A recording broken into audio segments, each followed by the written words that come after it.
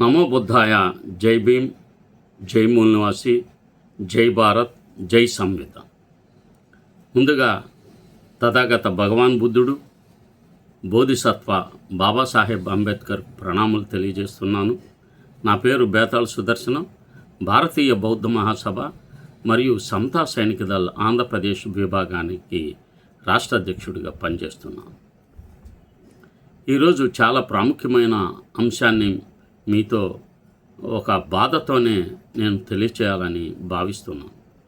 సమాజాన్ని ప్రభావితం చేసే వ్యక్తులు ఒక ముఖ్య అంశాన్ని విస్మరించడంతో సమాజంలో మార్గదర్శకం చేసేవారే లేకుండా పోయారు. వాస్తవానికి నేను చాలా సంవత్సరాల నుంచి గమనిస్తూనే ఉన్నాను, సోషల్ మీడియాలో చెప్తూనే ఉన్నాను, కానీ ఈ వ్యాస రూపంలో కానీ లేక ఒక యూట్యూబ్ వీడియో ద్వారా ఇంతవరకు ఈ అంశాలు చెప్పలేదు. అది బాబాసాహెబ్ జయంతి అంటే కృతజ్ఞత పరీక్షా సమయం. ఈ అంశాన్ని ఈరోజు మీతో మాట్లాడాలని భావిస్తున్నాను. ఎందుకంటే బాబాసాహెబ్ జయంతి అంటే కరెక్ట్గా అది ఒక వినాయక చవితి ఊరేగింపులాగా మార్చేసేసారు. దానిపైన నేను బాధపడి ఈ విధంగా బాబాసాహెబ్ జయంతులు జరపటం కరెక్ట్ కాదని చెప్పే ఈ యొక్క యూట్యూబ్ వీడియో చేస్తున్నాను. బాబాసాహెబ్ జయంతి అనేది కేవలం ఒక పండుగ కాదు, అది మన నైతికత, క్రమశిక్షణను పరీక్షించే రోజు, మన చైతన్యాన్ని కొలిచే సమయం, మన బాధ్యతలను గుర్తు చేసే పవిత్ర క్షణం. మహనీయుల జయంతులు వర్ధంతులు నిర్వహించడం అంటే కర్ణబేరీలు పగిలిపోయేలా, గుండెలు దడగొట్టేలా, కన్నుమిన్ను తెలియకుండా మద్యం మత్తులో మునిగిపోయి విచక్షణ జ్ఞానాన్ని కోల్పోయి సమాజం ముందు అవమానంగా ప్రవర్తించడం కాదు. ఈరోజు మనం చూసే దృశ్యాలు మనసును కలిచివేస్తున్నాయి. డీజే సౌండ్లు, మద్యం మత్తులు, అర్ధరాత్రి వరకు అల్లర్లు ఇవే బాబాసాహెబ్ను గౌరవించడం కాదు, ఆయన త్యాగాన్ని అవమానించడం. వీళ్ళకి రిజర్వేషన్లు ఇవ్వడం వల్లే కదా ఇంత అరాచకాలకు పాల్పడుతుందని సమాజం అంటుంది.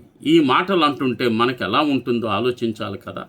ఈ ఒక్క కారణంతోనే బాబాసాహెబ్ జయంతికి, బుద్ధ జయంతికి ఎటువంటి పరిస్థితుల్లో మద్యాన్ని విక్రయించకూడదు, మద్యం అమ్మకాలను రద్దు చేయాలి అనే ఒక పెద్ద డిమాండ్ భారతదేశ వ్యాప్తంగా వస్తున్నది.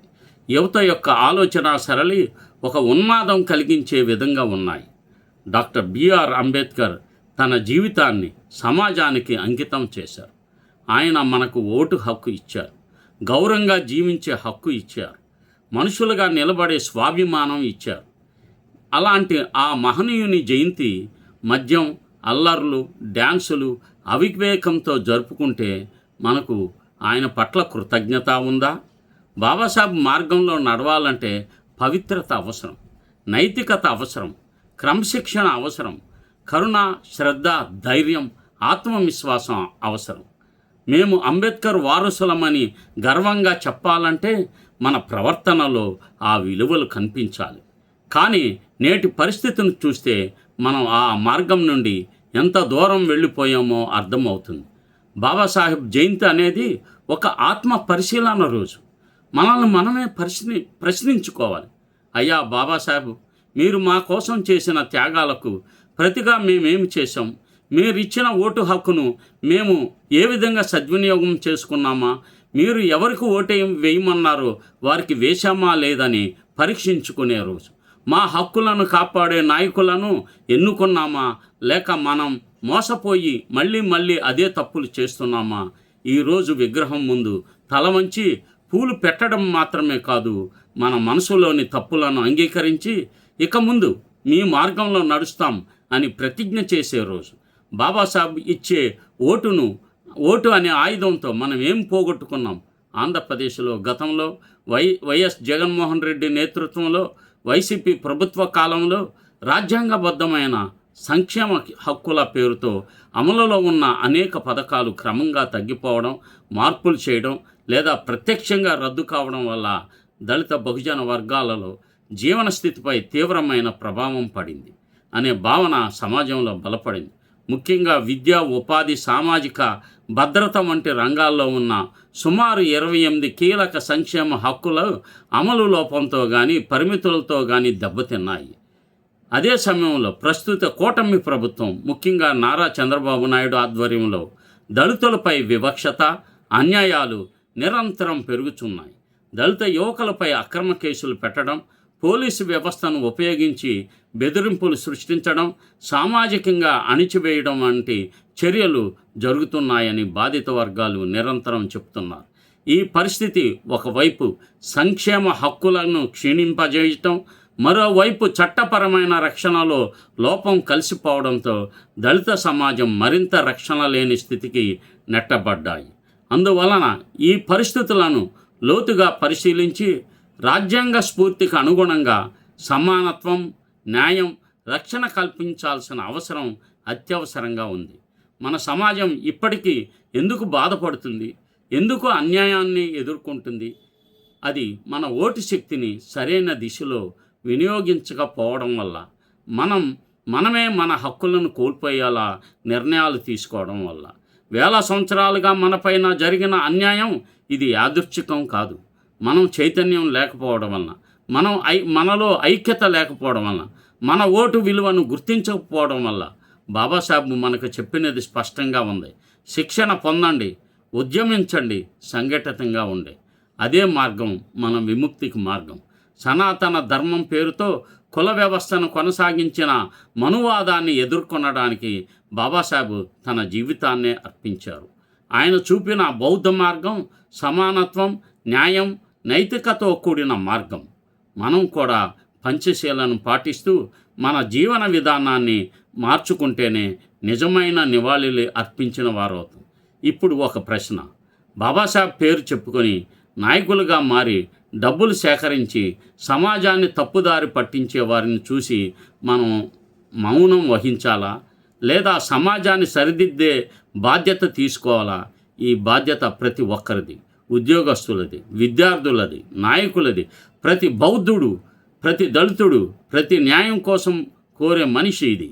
బాబాసాహెబ్ జయంతిని నిజంగా జరుపుకోవాలంటే మన ప్రవర్తనలో మార్పు రావాలి, మన ఆలోచనలో చైతన్యం రావాలి, మన ఓటులో బాధ్యత రావాలి, మన సమాజంలో ఐక్యత రావాలి. అప్పుడే బాబాసాహెబ్ కలలు సాకారం అవుతాయి.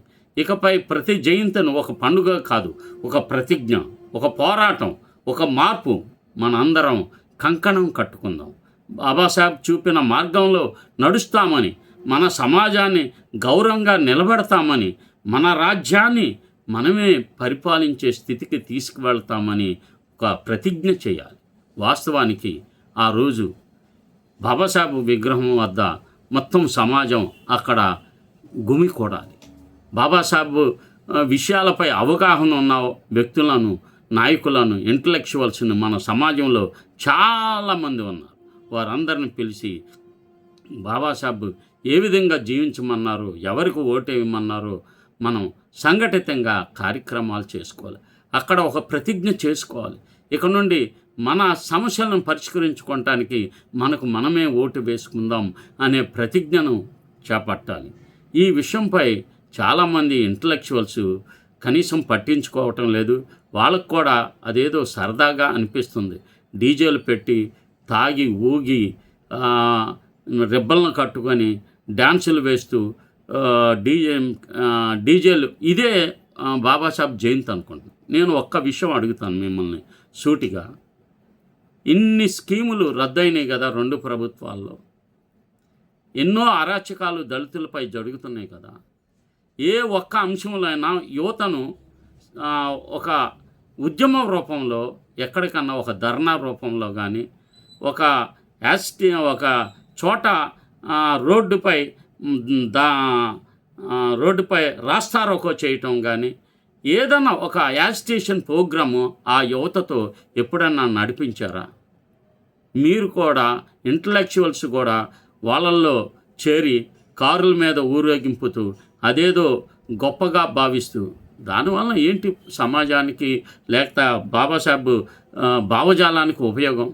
మిమ్మల్ని గ్లోరిఫై చేసుకుంటానికి, మీరు ఎస్టాబ్లిష్ అవ్వటానికి యువతను ఆ విధంగా ఎందుకు? ఏదన్నా ఒక నిర్దిష్టమైన సమస్య ఉంది. ఇప్పుడు దళిత క్రైస్తవులు ఎదుర్కొంటున్న సమస్యలు ఉన్నాయి. వాటి మీద నిర్దిష్టంగా యువతని ఒక కలెక్టరేట్ ముందో, ఒక ఎంఆర్ఓ ఆఫీసు దగ్గరో ఒక ధర్నాకి ఆ యువతనే తీసుకువెళ్ళొచ్చు కదా. ఆ యువతతోనే ఉద్యమం అంతా కూడా చేయించవచ్చు కదా.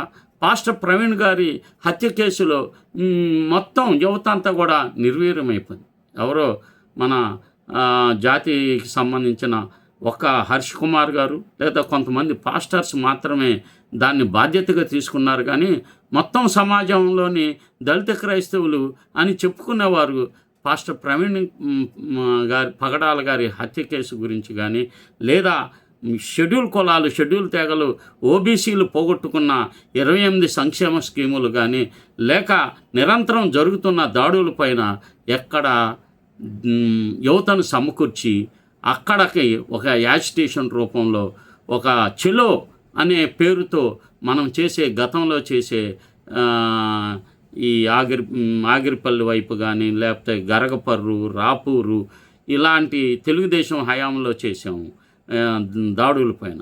అలాగ వైసీపీ వచ్చిన తర్వాత కంప్లీట్గా గొర్రెలుగా మారిపోయి అసలుకి ఏమీ పట్టించుకోకుండా కేవలం గుడ్డిగా ఏమీ చేయకుండా పాస్టర్లతో ప్రార్థనలు చేయించుకుంటూ ఉన్నారు ప్రతి సంఘంలో. అయ్యా మా జగన్ గారికి మంచి జ్ఞానం ఇయ్యయ్యా, మమ్మల్ని ఇంకా ఎన్ని స్కీములు రద్దు చేయాలో ఈ ప్రార్థనలు పాస్టర్లు 5,000 రూపాయలు జీతం తీసుకుంటూ ఆయనకి ప్రార్థనలు చేయించి ఈ ప్రజలందరినీ గొర్రెలుగా మార్చారు. ఇది ఇట్లాగా ప్రజల్ని, యువతని మేల్కొల్పి ఏమేమి హక్కులు రాజ్యాంగబద్ధమై కోల్పోయామో వాటి మీద ఉద్యమం చేయించటానికి యువతను ఆర్గనైజ్ చేయాలి. కానీ డీజేల కోసమో లేక రిబ్బన్లు కట్టుకొని సైలెన్సర్లు తీసేసి కొంతమంది రికార్డింగ్ డ్యాన్సులు కూడా ఏర్పాటు చేశారు. చాలా చోట్ల రిపోర్ట్ అయినాయి. అసలు అందుకనే ఈ 2 రోజులు మే 1 వస్తుంది ఈ సంవత్సరం బుద్ధ జయంతి, అలాగే బాబాసాహెబ్ జయంతి రోజు. ఈ 2 రోజులు మద్యాన్ని పూర్తిగా నిషేధించాలి. ఎటువంటి పరిస్థితుల్లో ఎవరికి అందుబాటులో లేకుండా చేయాలి. ఆ రోజు బాబాసాహెబ్ విగ్రహం వద్ద ఒక మీటింగ్ పెట్టుకొని ప్రజలందరికీ వాళ్ళ ఆలోచన సరళిని మార్చటానికి ఎవరైతే ఆ రోజైనా కనీసం అక్కడికి రాకుండా ఇంకా మత విశ్వాసాల పేరుతో దుర్మార్గంగా వ్యవహరించే వారి పట్ల వారిని మనం ఎడ్యుకేట్ చేసి ఆ మీటింగులకు తీసుకొచ్చి సామాజిక అంశాల పట్ల ఒక ఇంట్రెస్ట్ని క్రియేట్ చేయాలని నేను వినయంగా మీకు తెలియజేస్తున్నాను. మీరు అన్యదా భావించవలదు. నేను ఏదైతే భావిస్తున్నానో ఆ విషయాలు చెప్పటానికి నేనేమి హెసిటేట్ కాను. మీరు దయతో వినమ్రంతో మీరు నా విజ్ఞప్తిని స్వీకరించి వచ్చే సంవత్సరమైనా మంచి ఆ రోజు కొన్ని ఆటల పోటీలు పెట్టండి, కొన్ని బాబాసాహెబ్ పై క్విజ్ పెట్టండి, లేకపోతే యువతకి మన అంశాలపైన పాటలు నేర్పించండి. ఆ పాటలు పాడే విధంగా పిల్లలకు ట్రైనింగ్ ఇవ్వండి. ఆ పాటల్లో గెలిచిన వారికి బహుమతులు ఇవ్వండి. అంతేగాని ఇలాగా వినాయక చవితికి నిమజ్జనానికి వెళ్ళినట్టు మీరు ఇలాగ డీజేలతో వెళ్తూ ఉంటే అది ఎటువంటి పరిస్థితుల్లో సమంజసం కాదు. మీ ఆలోచన సరళిని మార్చుకోవాలని నేను మీకు విజ్ఞప్తి చేస్తున్నాను. నమో బుద్ధాయ. జై భీమ్, జై మౌలాసి, జై భారత్.